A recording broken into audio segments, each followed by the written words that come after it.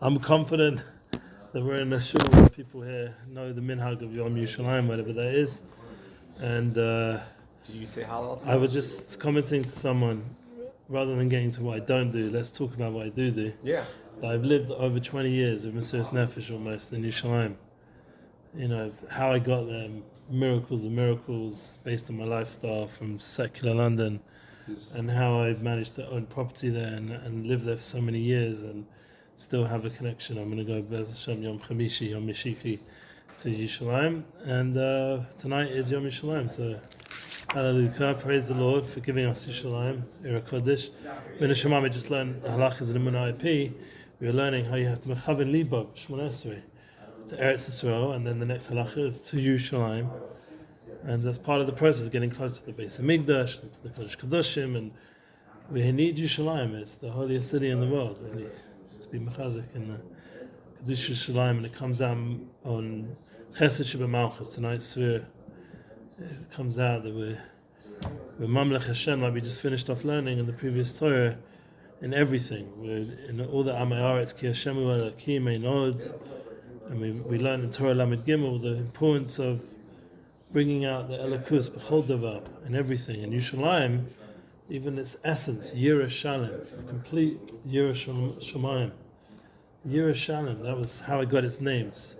The Shalem was from Alta Zayd all the way back to Shem ben Noach. That was Shalem. He called it Yerushalayim. Malchi Tzedek, it was Shem ben Noach. And then came Avram Avinu, and through the Kedushas YITZCHAK called it Yira.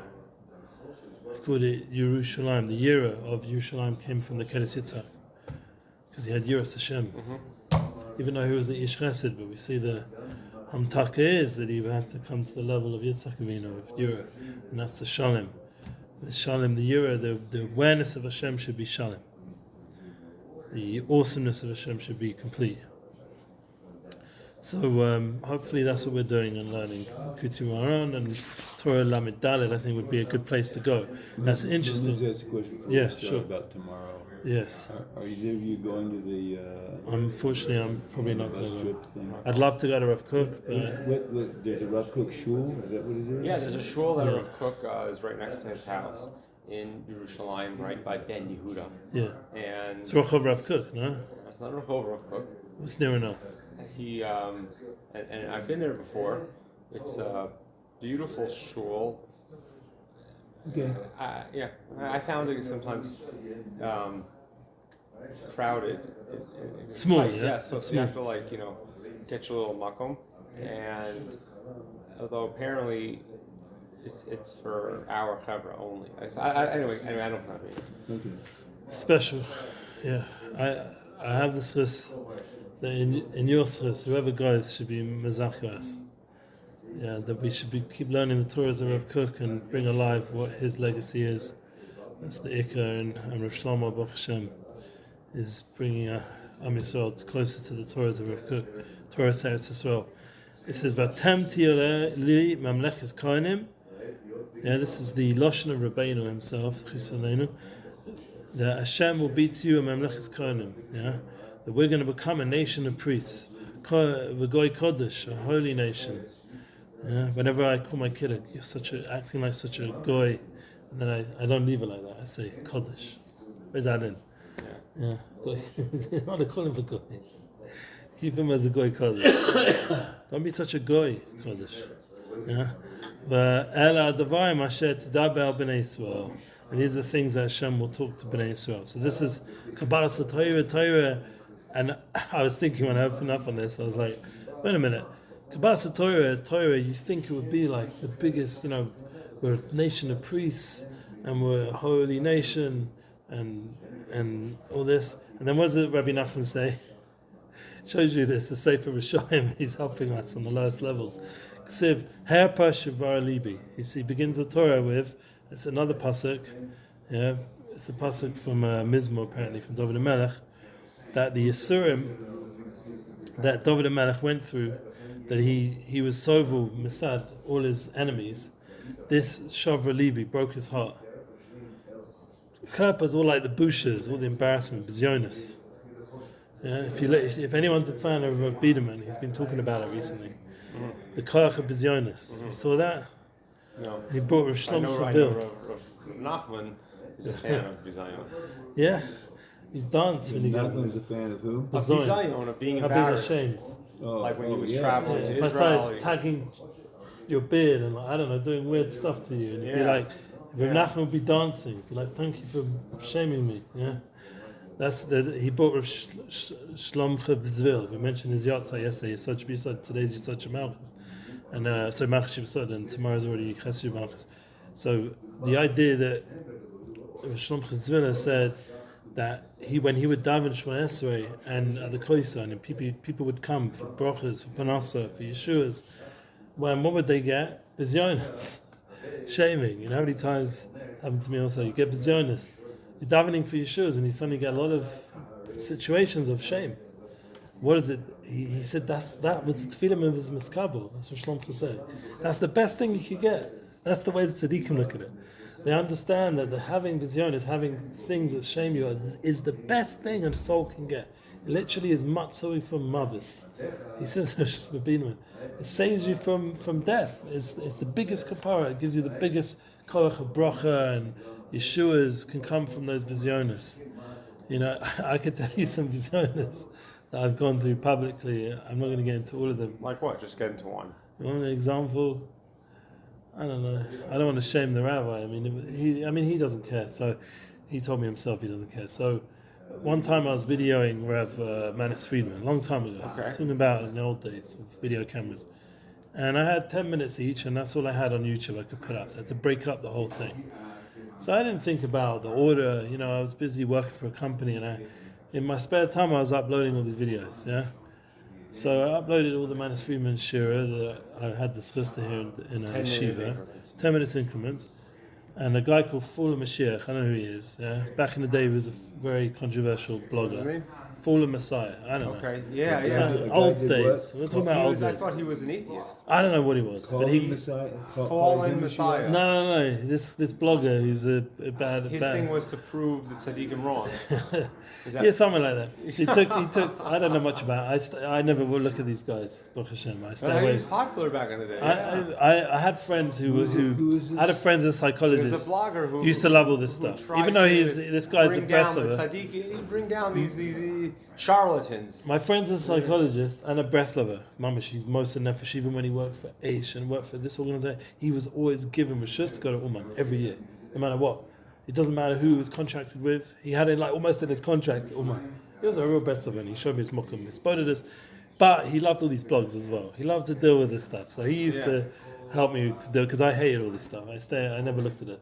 But this guy, before the Mashiach, got hold of the Manis Friedman's 10-minute clip on my YouTube, and it went properly viral. Like hundreds of thousands. We took it out of context. Took the 1 10-minute bit that made him look really like unusual and strange.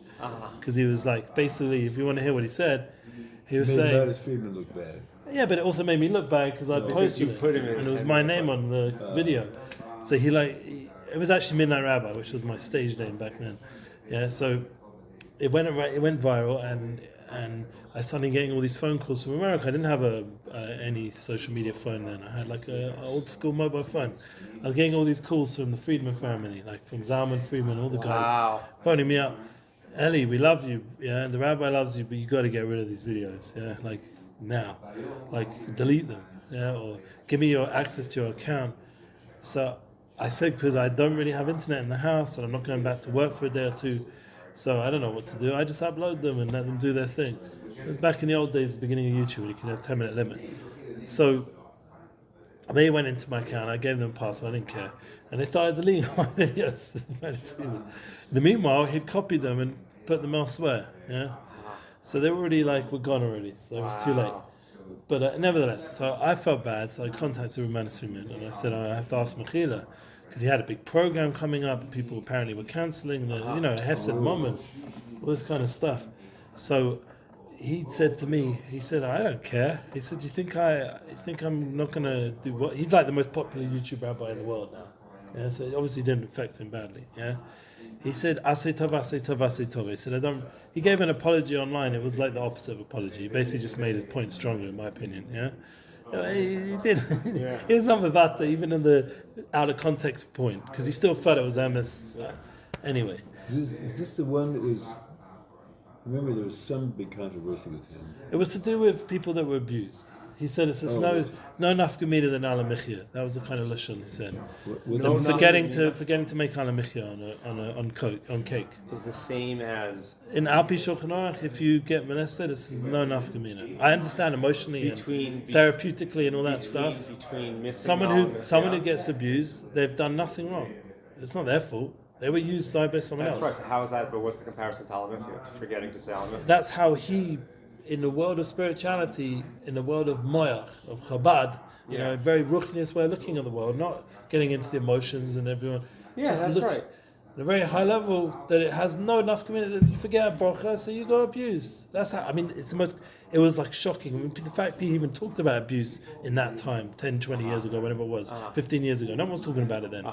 So the fact he even brought it up, and then he made such a comment which basically discounted everyone else's feelings who ever gone through it was like, ooh. But for me, I just put it up there like the Shem Shemaim. How was that taken out of context? And there was a whole thing on Sneas as well. Yeah, he had a bunch of stuff on that one.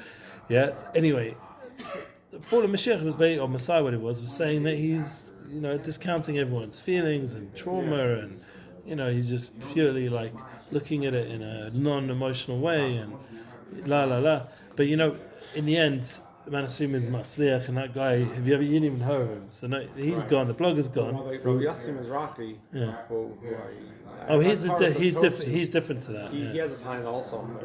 Oh, yeah, about that Nekudat? I don't know if, not that Nekudat. Yeah, but he's much more emotionally, psychologically based. He's got an older brother that isn't very well known. No. Simon Jacobson? No. Simon Friedman. Oh, Friedman, I don't know his older brother. He's in Kansas City. Wow. Huh. And this guy... Huge Chabadniks, no? Well, he's a break-off from Chabad. Really? I mean, he is a Lubavitcher, but he's not with the organization. Oh, I didn't know that. He's very independent. His family originally Bobov, if you go back enough. Well, he's very independent, and apparently he's modest as rough. I mean, Wow. And I've been there. Over my years, I went there a couple of times to hear him. Wow. Very different than Modest Friedman, but very deep and very. Whoa, is he strong one? Wow. I think it's his oldest brother, the oldest of the Friedmans. I haven't heard of him. Wow, interesting. Kansas City. I forgot his name. YITZCHAK. That's actually where my psychologist friend is from, Kansas City, funny enough. Who he was the one who deals with these blockers, and he's a Breslov. But the Nekudat is, so when you go through these harpas, bezonas, shvorim v'liba, it breaks your heart. Sha'adim, I was very broken because I felt like I shamed a rabbi, a very big rabbi. I affected his program, and it wasn't good for my name as well. All these things got deleted. And I felt like some blogger basically used it as an opportunity to chas shalom. The rabbi, Reb Friedman, was the opposite. After the fact, he told me, Asay Tov, Asay Tov, Asay Tov. Just keep sharing light. Reb Eliezer, you're fine, don't worry about it. That's what all Tzaddikim always told me over the years. They always told me, they never said to me, oh, there's something wrong with you. They always told me, Reb Eliezer, you're good, you admire everything, don't worry about, the Nun Shai Tumah, don't worry about what people say, you just keep going. Which is generally the derech of a Ish Matzliach, of Yosef Asadik, Shtavus. You just keep going. And thank God I had people like that in my life to keep telling me that. He could have leveled you. No, the opposite. He was kol hakavod. You do a good service. Have you ever been publicly embarrassed? I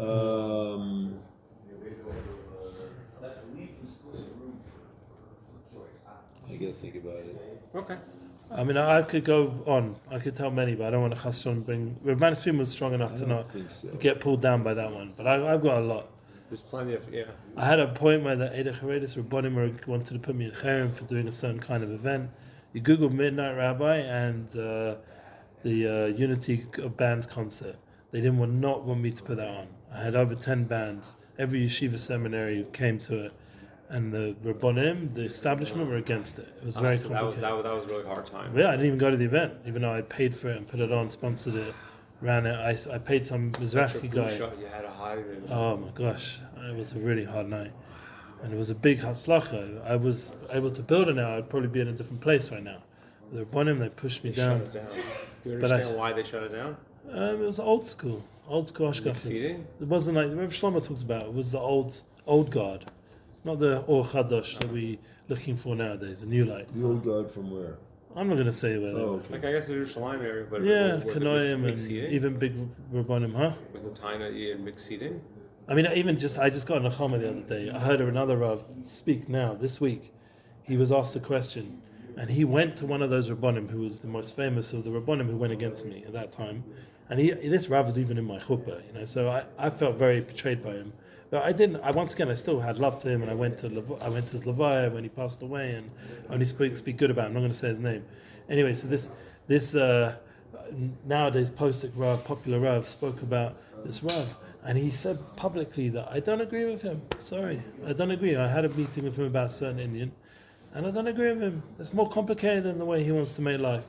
There was back in the day. They were more like life. Rabbanim wanted to keep things very simple, very straight and narrow. And it's not like that. It's not. About Tshuva knows that deeply, and Baruch Hashem, there's Rabbanim, thank God, nowadays who get it, who understand it and can help madrich.